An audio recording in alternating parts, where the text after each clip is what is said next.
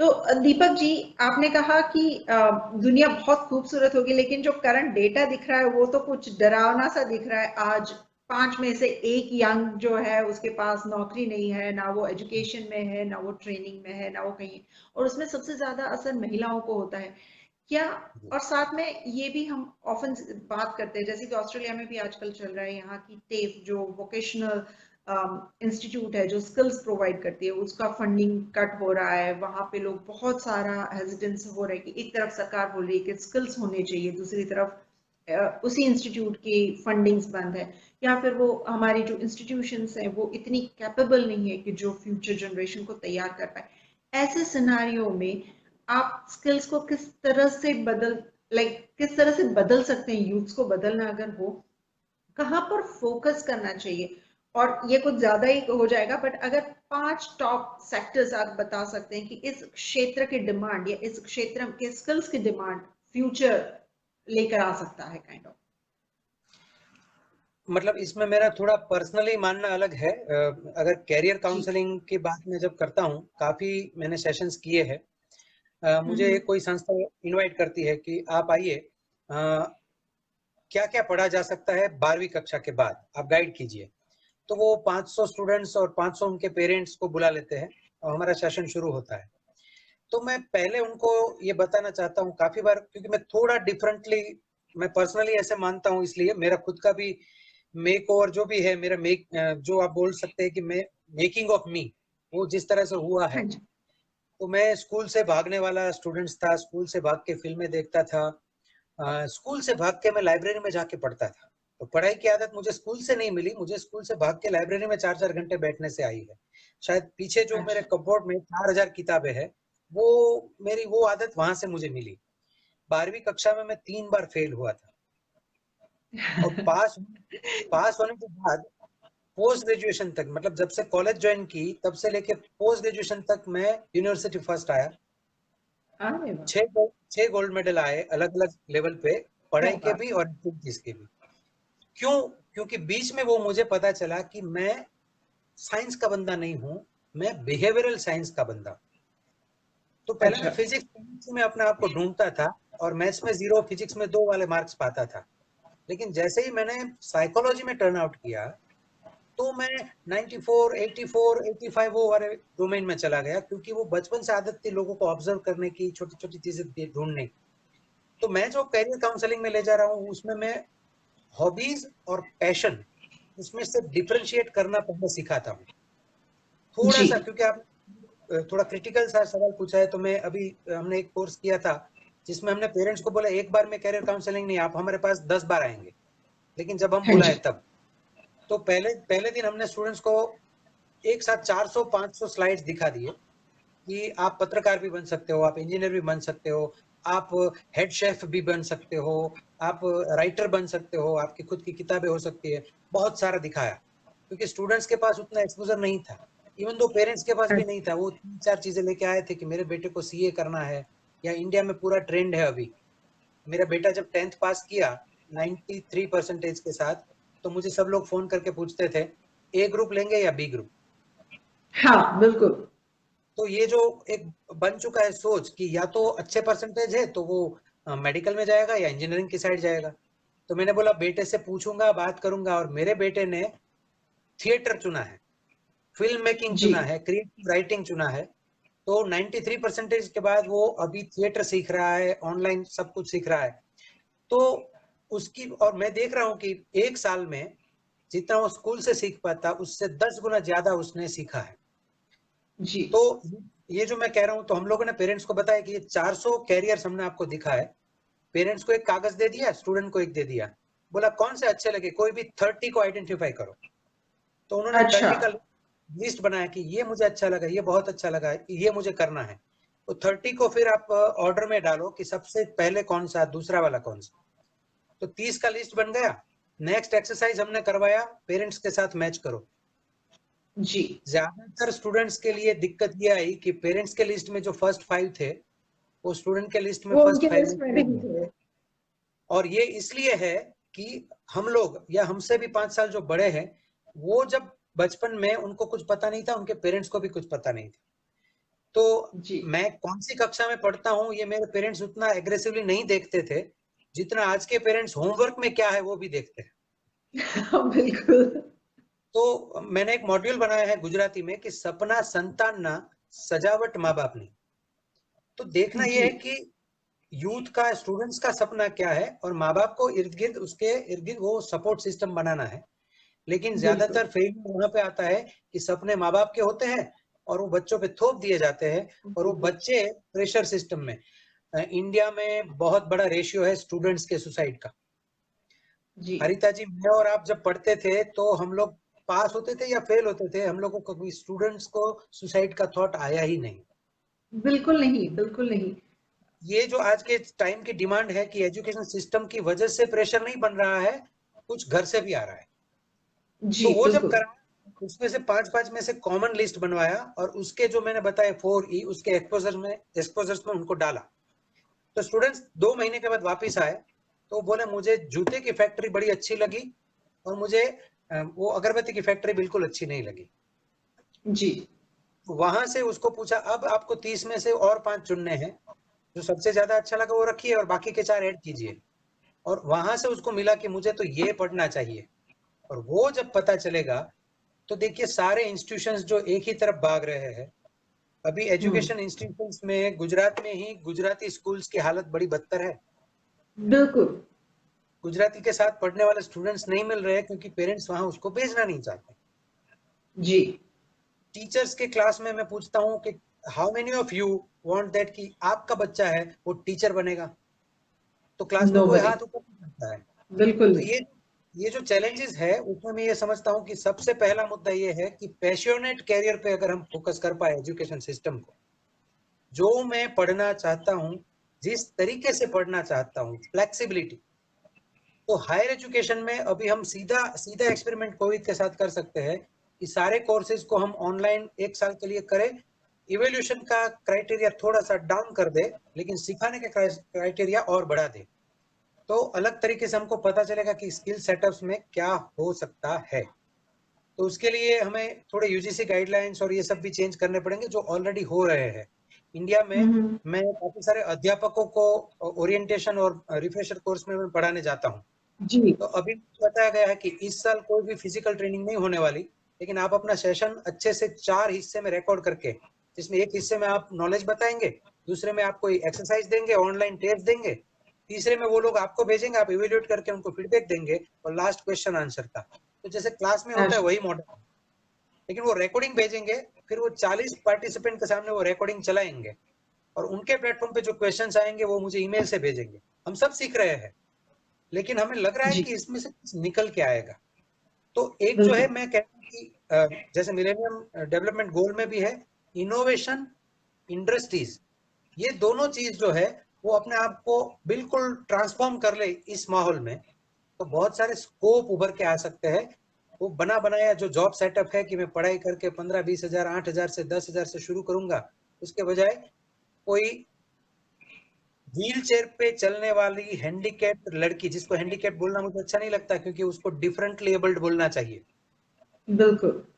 तो उनके लिए भी इंडिया में बेंगलोर में ऐसा कुछ बनाया गया है कि जिनके हाथ पैर नहीं चल रहे हैं, लेकिन वो वॉइस कमांड के थ्रू कंप्यूटर से फोल्डर ओपन करेंगे, और 1.5 साल की पढ़ाई के बाद हारिता जी उनको डायरेक्ट कामा होटल के रिसेप्शनिस्ट में जॉब मिलेगी, 1.5 लाख पर महीना।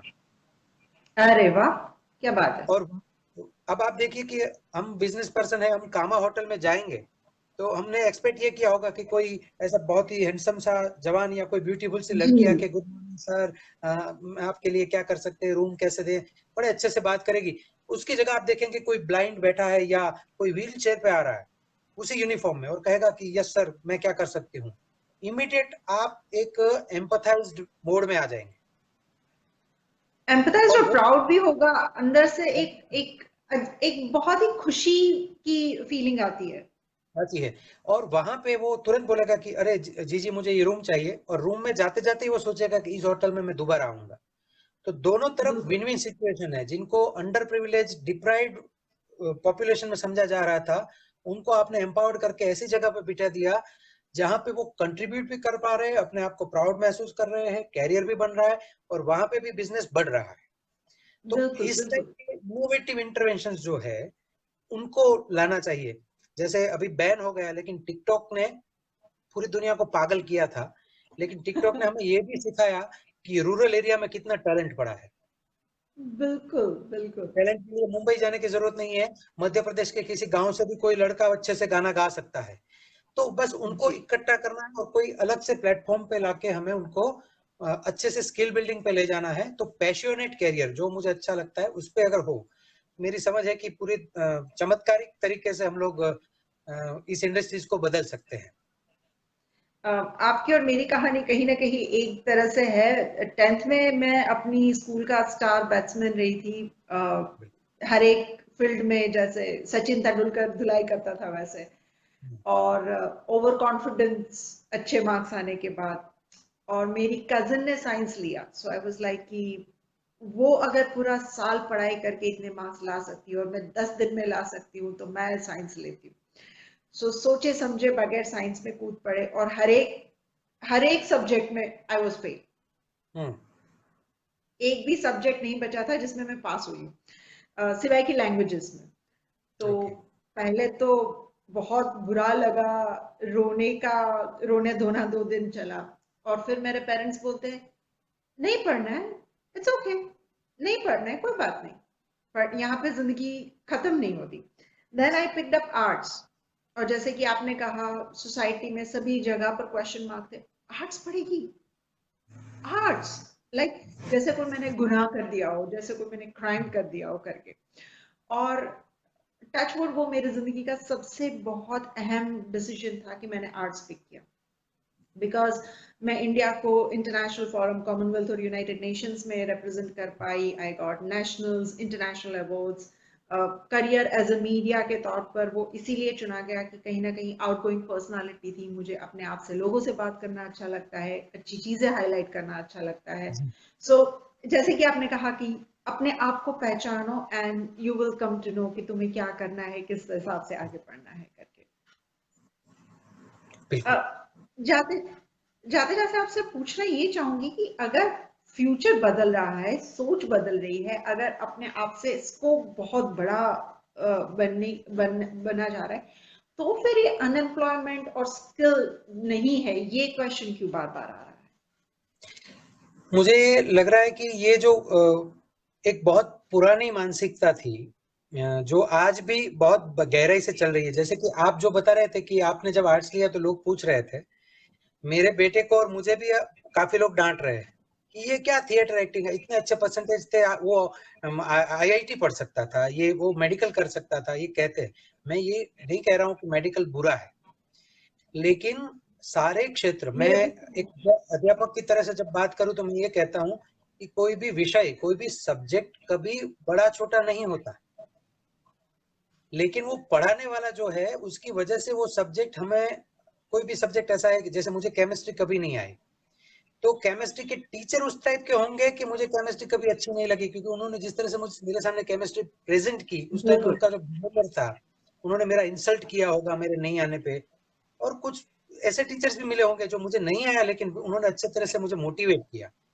तो ये जो बेसिक प्रोसेस ऑफ लर्निंग जो है उसमें फैसिलिटेशन वाला पार्ट जो लोगों का है, उन पे अगर बहुत सारा काम किया जाए तो, क्योंकि जैसे आपने बताया वो अभी भी चल रहा है। और दूसरा एरिया जो जो मैं इंडिया में देख रहा हूँ कि पेरेंट्स का एक जो एक दूसरे को देख के आगे बढ़ने का, मतलब मैं उसको इस तरह से देखता हूँ कि definition of success and definition of life, इसको हमें दोबारा से सोचने की जरूरत है। हम अच्छा। यही मान लेते हैं कि पढ़ाई के बाद, मतलब ये घर में हम रोज बोला जाता है, अच्छा पढ़ोगे तो अच्छा कमाओगे। ये सेंटेंस चेंज करना है। ये कहना है कि अच्छा पढ़ोगे, जो तुम्हें अच्छा लगे वो पढ़ोगे और अच्छे से पढ़ोगे तो अच्छे बनोगे, अच्छी जिंदगी बिल्कुल। में वो सीखोगे। और अच्छी जिंदगी जीना सीख गए तो कमाना भी सीख लोगे, क्योंकि कमाना ही जिंदगी नहीं है, कमाना अच्छी जिंदगी जीने का एक छोटा सा हिस्सा है। तो रिवॉल्यूशन तब आएगा कि जब हम ये मानेंगे कि हर एक काम के लिए मुझे पैसा ही कमाना है, उस तरह से नहीं। मैं 5,000 पेड़ बोना शुरू करता हूँ और वो 5,000 पेड़ बोने के बाद एक चेन बनती है पूरी दुनिया में, और वहां से मैं एनवायरमेंट के एजुकेशन के एरिया में अंदर आता हूँ और अपना अर्निंग भी होता है और कंट्रीब्यूशन भी होता है।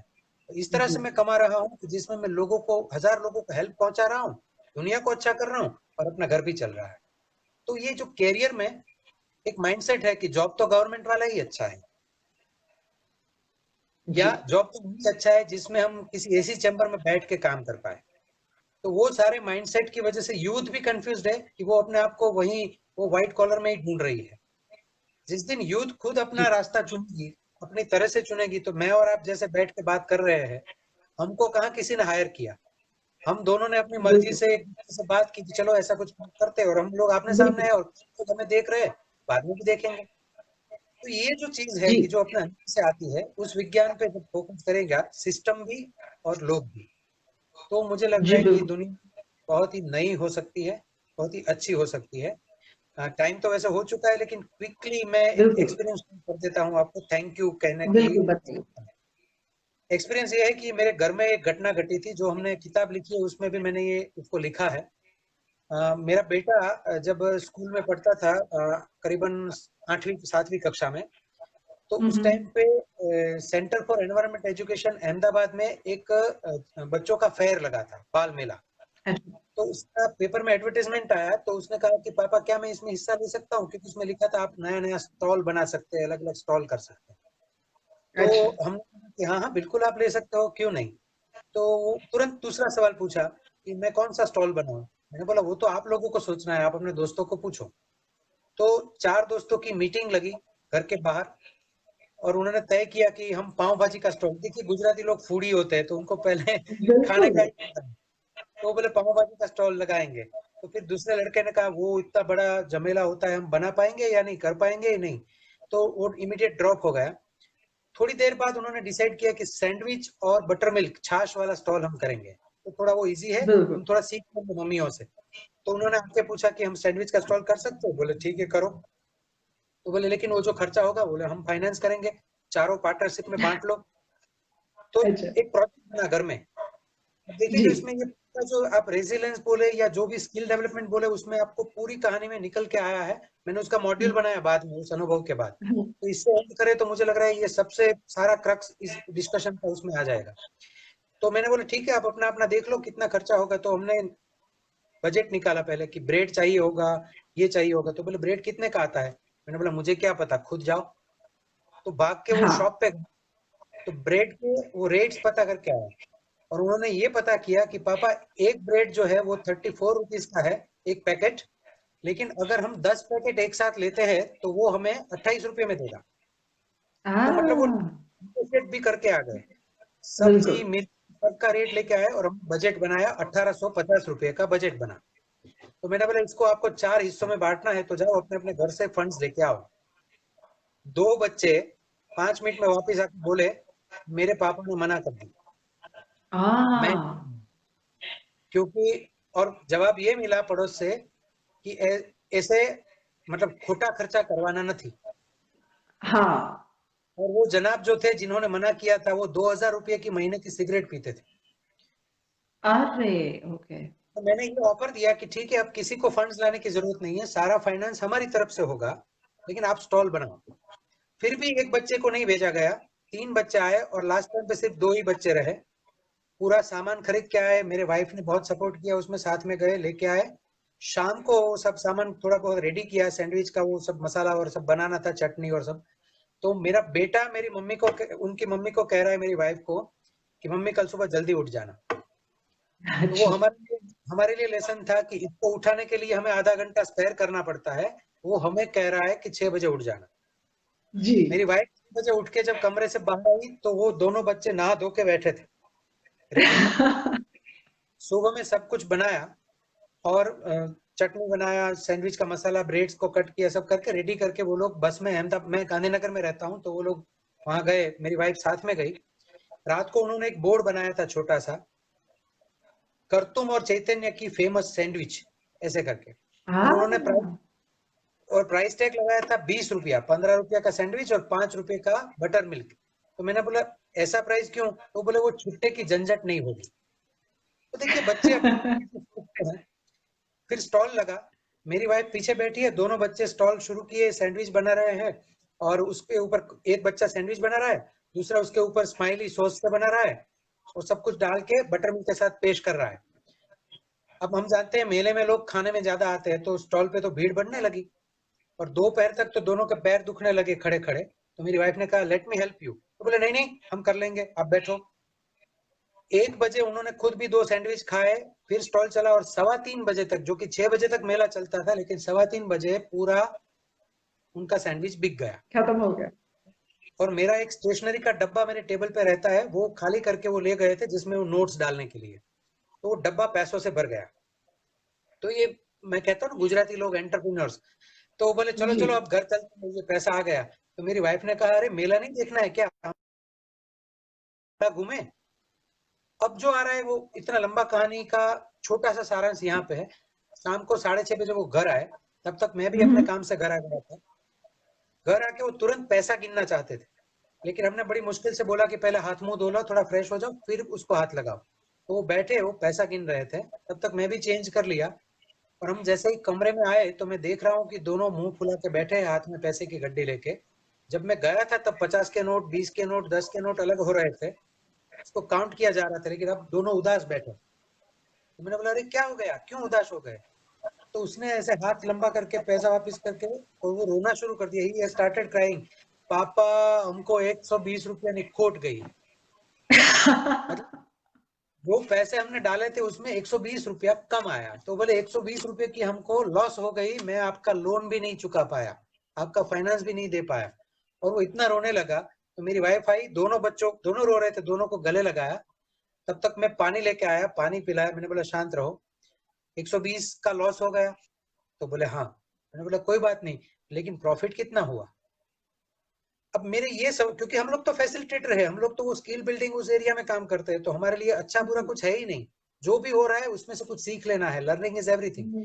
तो मैंने बोला प्रॉफिट कितना हुआ। तो वो माँ का पेट पकड़े हुए चिल्लाया कि पापा बोला ना 120 का लॉस हो गया।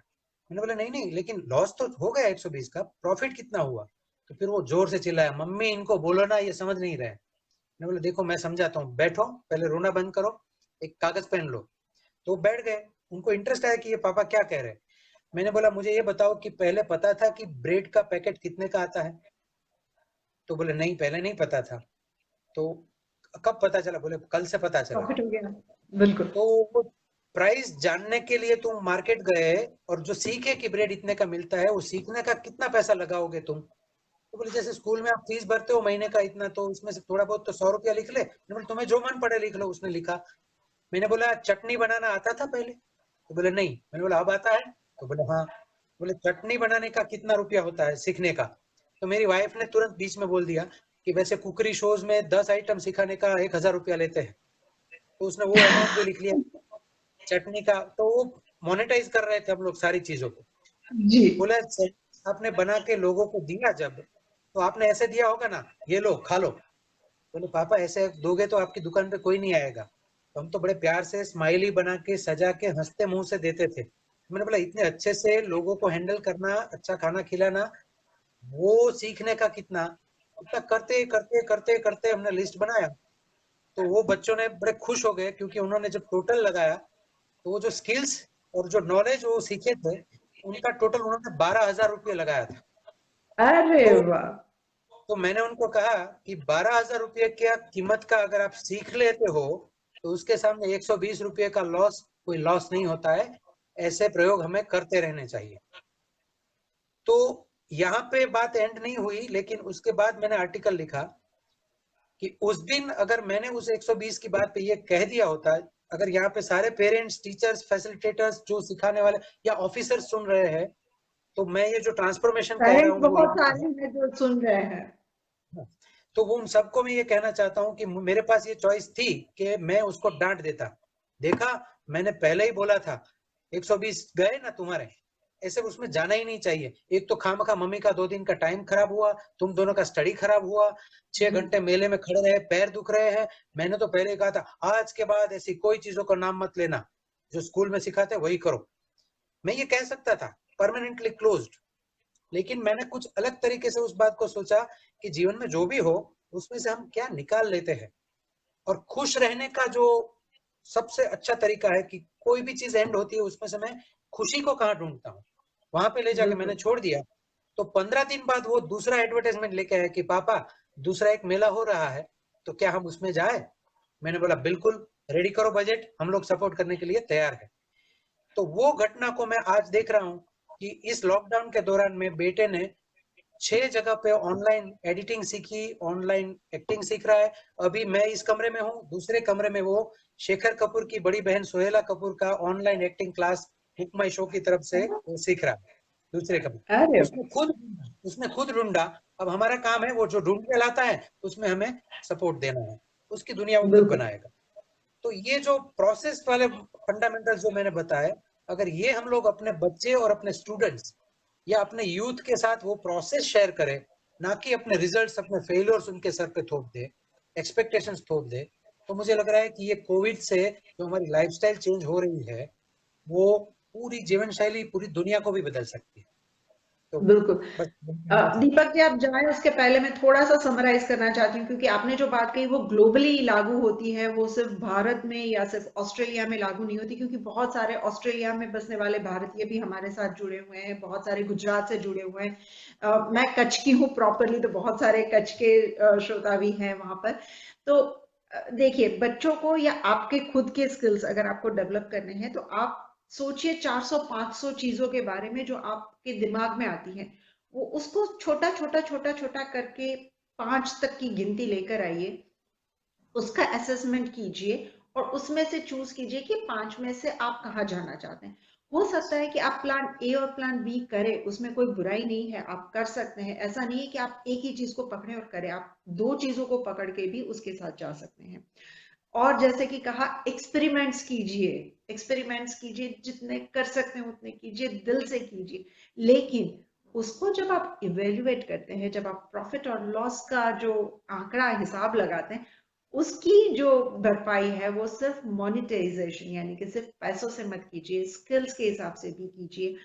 तो उससे एक नया पैकेज निकलेगा, नए स्किल्स निकलेंगे। हो सकता है कि दुनिया को पहले वो स्किल की पता ना हो, उस चीज के बारे में पता ना हो, लेकिन आप हैं जो पूरी दुनिया को नए स्किल्स के बारे में, एक पूरे नए सेक्टर के बारे में, नए सेगमेंट के बारे में बता सकते हैं। जी। और एक चीज उसमें सिर्फ जोड़ दूं छोटा सा, कि जब हम प्लीज। वो मिनिमाइज्ड लिस्ट बना लिए कि मुझे ये 5 पे अपना एक्सपोजर्स बनाना है, तो जी जब आप एक्सपोजर शुरू करते हैं तो हो सकता है कि पहला वाला अनुभव उस एक्सपोजर में अच्छा ना रहे, तो जी एक ही अनुभव से डिसाइड ना कर लो कि ये मेरे बस की ये दुनिया, ये महफिल मेरे काम की नहीं करके एक बार और उन्नत जाएंगे। तो हमने जब वो कॉलेज के स्टूडेंट्स स्कूल के स्टूडेंट्स के साथ वो जब किया, तो किसी स्टूडेंट ने कहा कि मैं फैक्ट्री में गया लेकिन मुझे अच्छा नहीं लगा, लेकिन मैंने बोला एक बार और भी जाओ, शायद उस दिन तुम्हारा मन ठीक ना हो, वहां का माहौल ठीक ना हो। तो वहां दोबारा गया तो वो आज उसी फैक्ट्री में काम कर रहा है, क्योंकि अच्छा। उसको लगा उस दिन मेरा मूड शायद ठीक ना हो। तो एक अनुभव को 2 या 3 बार करके फिर थोड़ा सा उसमें से दिखे कि मुझे ये अच्छा लग रहा है या नहीं, एक ही अनुभव से फाइनल ना कर ले। तो उतना एडिशन बिल्कुल। करना था हरिता जी। थैंक यू सो मच, और मैं आशा करती हूँ कि ये चीजें जितनी मुझे जितनी लाभदायी लगी, वही मेरे जो ऑडियंस है उनको भी लगी होगी।